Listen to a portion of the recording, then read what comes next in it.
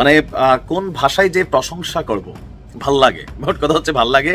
এই ভালো লাগাটার কারণ কি দেখেন, সাহস তো পুরো কলিজা ভর্তি আছে, বাট আপনাদেরকে আজকে আরেকবার তাদের সাহসের জায়গাটা দেখাচ্ছি কোন লেভেলে খেলতেছে। তো এরকম মানুষ আমরা চাই কোথাও না কোথাও। ধন্যবাদ দেই ডক্টর ইউনূসকে।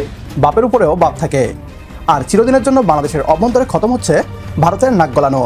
ট্রান্সশিপমেন্ট সুবিধা বাতিল করে ভারত ভেবেছিল বিপাকে পড়বে বাংলাদেশ, তবে ডক্টর মোহাম্মদ ইউনূস 24 ঘন্টা না পেরোতেই মজার খবর দিতেছি আজকে আপনাদের। এটা শুনে অনেকেই খুশি হবেন।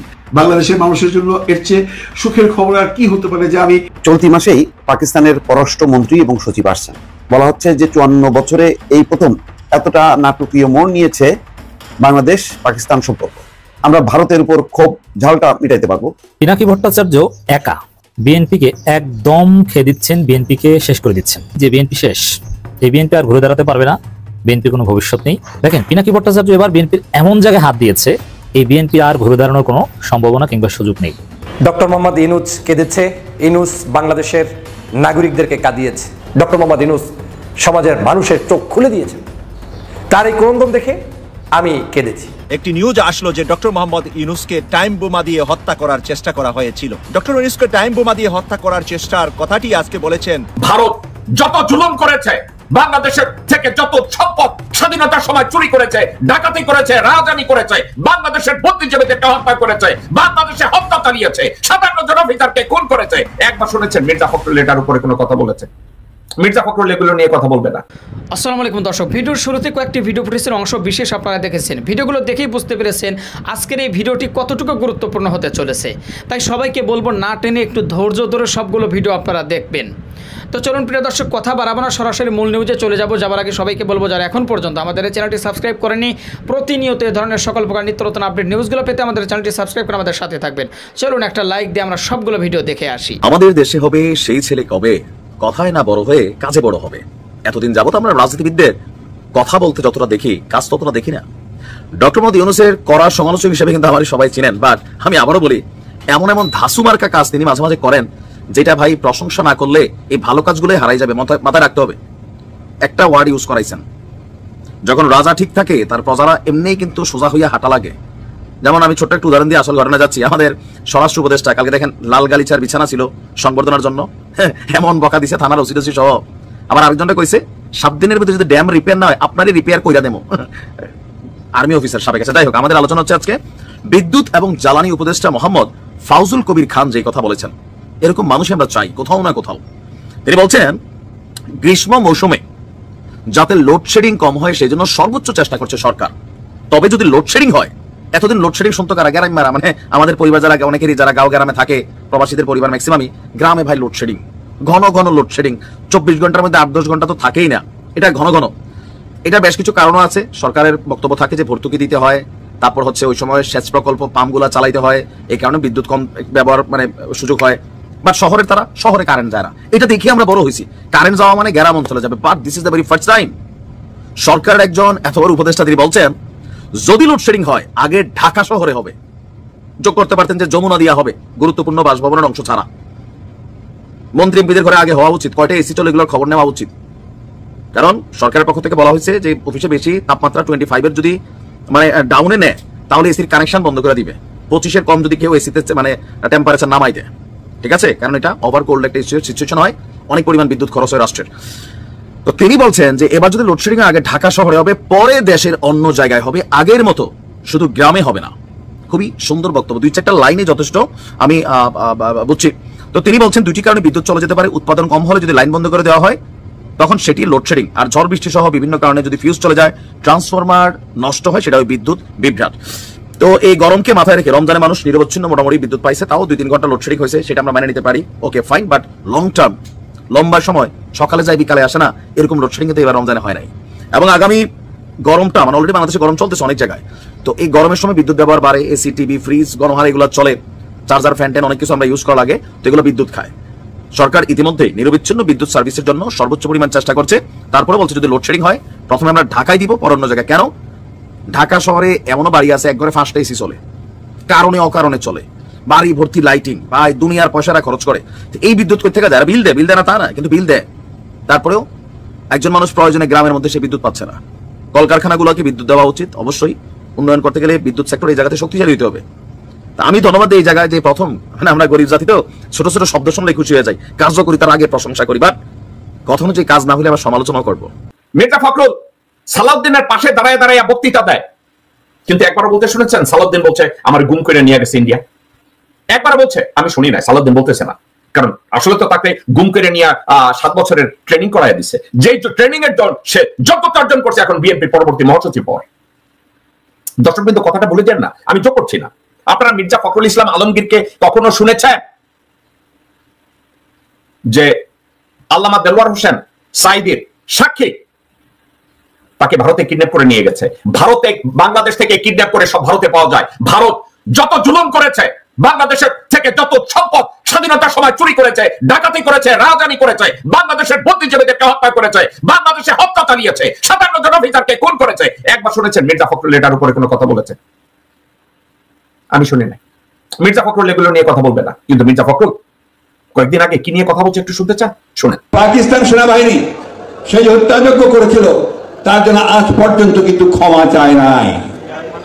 গণহত্যা করেছিল, লক্ষ লক্ষ মানুষকে হত্যা করেছিল, তার জন্য পাকিস্তান এখন পর্যন্ত কিন্তু বাংলাদেশের কাছে ক্ষমা প্রার্থনা করে নাই। বন্ধুগণের কথাগুলো কেন বলছি? কারণ এখন পরিবেশ তৈরি হয়েছে, কিছু কিছু মানুষ, কিছু কিছু দল, কিছু কিছু গোষ্ঠী একটা বোঝানোর চেষ্টা করছেন যে 71 কোনো ঘটনাই ছিল না। মির্জা ফখরুল ইসলামের বাবা 1971-এর রাজাকার, সেই ঠাকুরগাঁ জেলার শান্তি কমিটির নেতা ছিলেন এই মির্জা ফখরুল ইসলামের বাবা মির্জা রুহুল আমিন।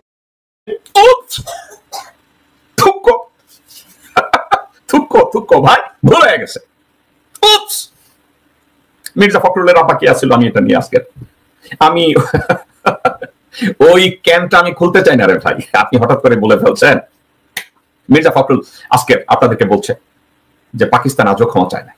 আচ্ছা, মির্জা ফখরুল কি একবারও কখন আপনারা বলতে শুনেছেন ওয়াকফ আইন নিয়ে মির্জা ফখরুল বলছে, এটা নিয়ে কোনো কথা বলছে? আপনারা শুনছেন কেউ যে কাশ্মীরের হত্যাযজ্ঞ নিয়ে তারা কথা বলছে? বা ভারতে প্রত্যেকদিন মসজিদ ভাঙতেছে, এটা নিয়ে মির্জা ফখরুল কোনোদিন কথা বলছে? গেল এটা, এখন তারা বলবে এটা ভারতের ব্যাপার, আমাদের না। রিয়েলি গত 26 বছর, 30 বছর, 40 বছর ভারত বাংলাদেশে এসে সরকার গঠন করে দেওয়া যায়, বিরোধী দল নির্বাচন করে দেওয়া যায়, গুম কইরা বাংলাদেশ থেকে ভারতে নিয়ে যায়, বাংলাদেশের পররাষ্ট্রমন্ত্রী প্রধানমন্ত্রী কোথায় কি হবে এগুলো বলে দেয়, বাংলাদেশের বুকে তাদের মিলিটারি সরঞ্জামাদি যায়, এই বিএনপি লোকজনদেরকে গুম করে ভারতে নিয়ে গেছে। মির্জা ফখরুল কোনদিন কি কোনো কথা বলেছে? একটা দিন কোনোদিন কথা বলে নাই। আরো একটা কথা, তারেক রহমান আর বেগম জিয়া তাদেরকে কি কোনোভাবে কেউ হানি ট্র্যাপ বা মানি ট্র্যাপ করে রেখেছে বা মির্জা ফখরুল রেখেছে যে এই বুড়ো হাবড়া যার হওয়া উচিত একটা প্রাইমারি স্কুলের টিচার, তাকে কেন এখনো এই মহাসচিব? গত 17 বছরের ব্যর্থ, ইনডিসিসিভ, কনফিউজড, অসৎ, মিথ্যাবাদী একটা খাটাসকে এখনো মহাসচিব করে রেখেছে। এক খাটাস আজকের এক কথা বলে, কালকের আর এক কথা বলে, মিথ্যা কথা বলে। এই খাটাস কোনদিন একটা বারের জন্য বলে নাই যে ভারতের যে কর্ম করেছে বাংলাদেশের অভ্যন্তরে, বুদ্ধিজীবী হত্যা থেকে শুরু করে গুম খুন ধর্ষণ থেকে বাংলাদেশের রাজনীতিকে অস্থিতিশীল করে সার্বভৌমত্বকে জানান করার জন্য মির্জা ফখরুলের কাছ থেকে আমরা কোনদিন কোনো কিছু শুনি নাই, একবার শুনি নাই। মির্জা ফখরুল এটা নিয়ে কোনো কথা বলবে না। ডক্টর মোহাম্মদ ইউনূস কেঁদেছে, ইউনূস বাংলাদেশের নাগরিকদেরকে কাঁদিয়েছে। আমরা সাম্প্রতিক সময় তাকে আমাদের বাংলাদেশে যে বিজনেসম্যানদেরকে নিয়ে একটি অনুষ্ঠান চলছে, সেই সামিটের অনুষ্ঠানে 1974 সালের দুর্ভিক্ষের কথা বলতে গিয়ে ডক্টর মোহাম্মদ ইউনূসের চোখে পানি দেখেছি, তার চেহারার মধ্যে ক্রন্দনের ছাপ দেখেছি, তার হৃদয়ের ভিতর থেকে এক ধরনের রক্তক্ষরণ আমরা দেখতে পেয়েছি। হ্যাঁ, এটাই ডক্টর মোহাম্মদ ইউনূস, যিনি একই মঞ্চে দাঁড়িয়ে বীর দর্পে বক্তব্য দিতে জানেন, আবার একই মঞ্চে দাঁড়িয়ে দুঃখিত মানুষের পক্ষে কথা বলতে গিয়ে ক্রন্দন করতে জানেন। একজন ভালো মানুষের পরিচয় এটাই, আপনাকে যখন কাঁদতে হবে তখন আপনি কাঁদবেন, যখন হাসতে হবে আপনি তখন হাসবেন, যখন আপনাকে কঠোর হতে হবে আপনি তখন কঠোর হবেন। ডক্টর মোহাম্মদ ইউনূস কেন 74-এর দুর্ভিক্ষ নিয়ে কান্না করলেন?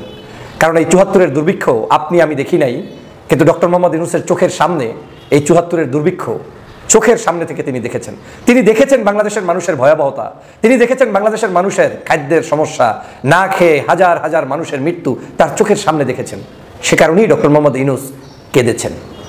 ডক্টর মোহাম্মদ ইউনূস কেঁদেছেন, বিশ্ববাসীকে জানিয়েছেন যে আমি ওই দিনের কথা তোমাদেরকে স্মরণ করিয়ে দিতে চাই যেই দিন বাংলাদেশে কোনো খাদ্য ছিল না, মানুষের অভাব ছিল, অনটন ছিল, মানুষ না খেয়ে মৃত্যুবরণ করেছে, সেই বাংলাদেশের এখন একজন চিফ অ্যাডভাইজার তোমার সামনে আমি কথা বলছি, সে হচ্ছে Nobel laureate doctor Muhammad Yunus. বিশ্ববাসীকে দেখিয়ে দিয়েছেন যে 1974 সালে কিছু অমানুষদের কারণে বাংলাদেশের মানুষগুলো না খেয়ে থেকেছেন, কিন্তু এখন এই বাংলাদেশে কিছু মানুষ আছে বিধায় 53-54 বছর পরেও আমরা হয়তো নতুন উদ্যমে দেশকে এগিয়ে নিয়ে যাচ্ছি। ডক্টর মোহাম্মদ ইউনূস সমাজের মানুষের চোখ খুলে দিয়েছেন। তার এই ক্রন্দন দেখে আমি কেঁদেছি, সত্যিই কেঁদেছি। তার এই ক্রন্দন দেখার পরে আমার কাছে সেই 1974 সালের বিভৎস চিত্রগুলো আবার চোখের সামনে এসেছে, যেগুলো পত্রপত্রিকায় বই পুস্তকে পড়ে জেনেছি, চোখের সামনে সেগুলো ছলছল করে ভাসছে। কত বড় কঠিন পরিস্থিতি ছিল। 74 সালের মানুষ খেতে পারতো না, আর শেখ পরিবার তার 54 পাউন্ড কেক দিয়ে শেখ মুজিবের জন্মদিন পালন করত। এই কেক বিতরণ করে নিজেরা উল্লাস প্রকাশ করত, আর তখন মানুষ না খেয়ে থাকতো। এমনকি এই বার্থডেগুলোতে, জন্মদিনে শেখ মুজিবুর রহমান নিজে উপস্থিত থাকতেন। এটাই ছিল 1974-এর দুর্ভিক্ষে আপনারা শুনেছেন যে লবণ আসতো, লবণ পর্যন্ত তারা গুদামজাত করে রাখতো, মানুষকে দিত না। 74-এর দুর্ভিক্ষে আপনি দেখেছেন খাদ্য দ্রব্য সবকিছু একেবারে আওয়ামী লীগের হয়ে গিয়েছিল, কিন্তু কোনো সাধারণ নাগরিকরা একটু খাবার পেত না। 74-এর দুর্ভিক্ষের সময় মানুষগুলো হাহাকার করছে, লাশের পরে লাশ রাস্তায় শুধু না খাওয়ার কারণে আপনার শুয়ে আছে, হাড্ডি মাংস কিচ্ছু ছিল না, মানুষ শুধু হাহাকার করত। এই তো ছিল সেই 74। আর সেই সময় এই শেখ হাসিনারই বাবা এবং আওয়ামী লীগ সরকার যখন ছিল 71 থেকে আপনার পরবর্তী 75-এর আগ পর্যন্ত, 15ই আগস্টের আগ পর্যন্ত, সেই পরিবারটি বাংলাদেশের মানুষের উপরে জুলুম, অত্যাচার, নির্যাতনের এমন কিছু নাই যেটা করে নাই। ভোটাধিকার হরণ তো পরের কথা, মানুষের সকল অধিকার হরণ করেছে। মানুষ খেতে পারবে না, এর চাইতে তো আর কোনো সামান্যতম ন্যূনতম বেসিক অধিকার আর কিছুই থাকতে পারে না, কিন্তু সেটাও বাংলাদেশের মানুষ পায়নি তখন। অন্যদিকে তারা রাজা বাদশার মতো বিবাহ শাদী আয়োজন, সামাজিকতা সব করেছে, ব্যাংক লুট করেছে, টাকা পয়সা লুট করেছে, অন্যের বউ ভাগিয়ে নিয়েছে। এরপরে বাংলাদেশের মধ্যে অরাজকতা সৃষ্টি করেছে, মানুষদেরকে শত শত হাজার হাজার মানুষদেরকে ডাইরেক্ট খুন করেছে, গুম করেছে। এই গুমের রাজনীতি, খুনের রাজনীতি সে 71 থেকে 75 পর্যন্ত চলমান ছিল। এবং 74-এর দুর্ভিক্ষ অন্যতম কারণ ছিল বাংলাদেশের রাজনৈতিক স্টেবিলিটি ছিল না। বাকশাল কায়েম করে বাংলাদেশের মানুষের ভাগ্যের পরিবর্তন না করে ভাগ্যের ক্ষতিকর সাধন করেছে। অথচ এই বাকশাল কায়েমের মূল উদ্দেশ্য ছিল একনায়কতন্ত্র, যেটা শেখ হাসিনা এই যে গত 16 বছরে বাংলাদেশে কায়েম করেছে। এই একই কাজ শেখ হাসিনা করেছে শেখ মুজিবের মতোই। বাংলাদেশে আর কোনো রাজনৈতিক সংগঠনগুলোকে দাঁড়াতে দেয়নি, থাকতে দেয়নি, পরামর্শ নেয়নি, কথা বলতে দেয়নি, অধিকার প্রতিষ্ঠা করেনি, যে কারণে তাকে কিন্তু বাংলাদেশ থেকে পালাতে হয়েছে। এই আওয়ামী লীগের ইতিহাসটা এরকমই, তারা ঢুকবে, বের হওয়ার সময় পালিয়ে যাবে, না হয় মৃত্যুবরণ করবে। শেখ মুজিব বাংলাদেশ থেকে 15ই আগস্ট বিদায় নিয়েছেন চিরদিনের জন্য, শেখ হাসিনাকে বাংলাদেশ থেকে বিদায় নিতে হয়েছে তাও চিরদিনের জন্য, কিন্তু হয়তো জানটা নিয়ে তিনি ফেরত গিয়েছেন। এটা এদের একটা রাজনৈতিক একটা শিষ্টাচার, এদের কালচারই এটা। এই দলের সাথে কোনো সভ্য কালচার কোনোদিন যায়নি, আজও যায়নি, ভবিষ্যতেও যাবে না। আর সে কারণেই ডক্টর মোহাম্মদ ইউনূসকে এখন টার্গেট করে শেখ হাসিনা বক্তব্য দেয়, আওয়ামী লীগ বক্তব্য দেয়, জানেন কারণ এই ডক্টর মোহাম্মদ ইউনূস আজ বাংলাদেশের মানুষের কাছে ওদের পরিবারের চাইতে কোটি কোটি গুণ শ্রদ্ধার পাত্রে রূপান্তরিত হয়েছে। মানুষ তাকে পছন্দ করে, ভালোবাসে। এদেশের রাজনীতিতে নতুন মাইল ফলক সৃষ্টি করছেন ডক্টর মোহাম্মদ ইউনূস। এখন সে কারণে ডক্টর মোহাম্মদ ইউনূসের উপরে বিষোদ্গার করছে। 1974 সালের সেই চিত্র দেখে ইউনূস সাহেব কেঁদেছেন, ইউনূস সাহেব কাঁদিয়েছেন, বিশ্ববাসীকে স্মরণ করিয়ে দিয়েছেন, আসো তোমরা এই বাংলাদেশে, তোমরা সেই বাংলাদেশে দাঁড়িয়ে আজ বিজনেস সামিট করছো, যেই বাংলাদেশে একসময় মানুষ খেতে পারেনি। আজ আমাদের কাছে আইডিয়া আছে, আমাদের কাছে বিশ্ব বিনির্মাণের নতুন পলিসি আছে, আমাদের কাছে নতুন নতুন স্বপ্ন আছে, আমাদের দেশে মানুষ আছে, আমাদের দেশে প্রিয় দর্শক শ্রোতা, যে ভিডিওগুলো নিয়ে আজকে আপনাদের সম্মুখে হাজির হয়েছিলাম, সেই ভিডিওগুলো কিন্তু ইতিমধ্যেই আপনারা দেখে ফেলেছেন এবং সকলের কথাগুলো শুনে ফেলেছেন। তো অবশ্যই এবার আপনাদের মূল্যবান মতামত জানানোর পালা। আপনাদের কি মনে হয়, কি জানলেন বুঝলেন এই ভিডিও থেকে, সেটা অবশ্যই এখন আপনারা এই ভিডিওর কমেন্ট বক্সে আপনাদের মূল্যবান মতামত জানিয়ে দিন। আর হ্যাঁ, সবাইকে বলবো আমাদের এই চ্যানেল কিন্তু প্রতিনিয়ত এই ধরনের সকল প্রকার নিত্য নতুন আপডেটগুলো আমরা সবসময় দেওয়ার চেষ্টা করি। তো অবশ্যই আপনাদেরকে বলবো, যারা এখনও পর্যন্ত আমাদের এই চ্যানেলটি সাবস্ক্রাইব করেনি, প্রতিনিয়ত এই ধরনের সকল প্রকার নিত্য নতুন আপডেট নিউজগুলো পেতে আমাদের এই চ্যানেলটি সাবস্ক্রাইব করে আমাদের সাথে থাকবেন। আর ইতিমধ্যেই যারা সাবস্ক্রাইব করে দিয়েছেন তাদেরকে অসংখ্য ধন্যবাদ জানিয়ে ভিডিওটি এখানে শেষ করছি। সে পর্যন্ত সকলে ভালো থাকবেন, সুস্থ থাকবেন। আবারও দেখা হবে, কথা হবে নতুন কোনো টপিকে, নতুন কোনো ভিডিও নিয়ে। আল্লাহ হাফেজ।